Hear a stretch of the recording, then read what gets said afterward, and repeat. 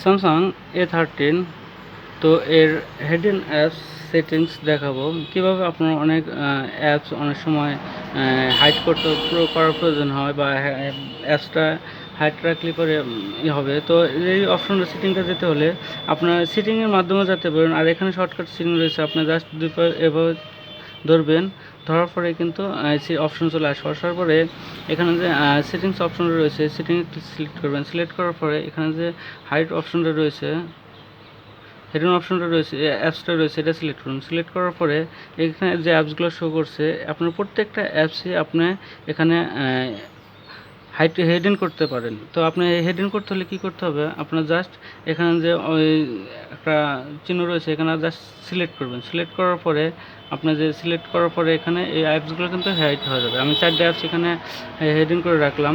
তো এই heading select করার পরে এখানে ডান দেবেন। ডান দেওয়ার পরে এই আমি এখন অপশন যা দেখব আমাদের কিন্তু এই অ্যাপসগুলো কিন্তু হিডেন হয়ে গেছে। এই অ্যাপসগুলো এখন আবার যদি আনহিডেন করতে চান তাহলে কিন্তু আবার সেমভাবে আপনি যদি এভাবে ধরেন তাও হবে। সেটিং আসবে, আসার পরে সেটিং আসার পরে এখানে হিডেন অ্যাপস রয়েছে, এখানে সিলেক্ট করার পরে জাস্ট এগুলো মাইনাস করে দিতে হবে। মাইনাস করে দেওয়ার পরে জাস্ট আপনি ডান দিয়ে দেবেন, বাস আপনার অ্যাপসগুলো কিন্তু আবার চলে আসবে। এখানে যে আমি যে হেডিং রাখছিলাম calculator, camera, calendar, Bangla link, আমি যে অপশন সেটটা যে হেডিং রাখছিলাম এটা কিন্তু চলে এসেছে।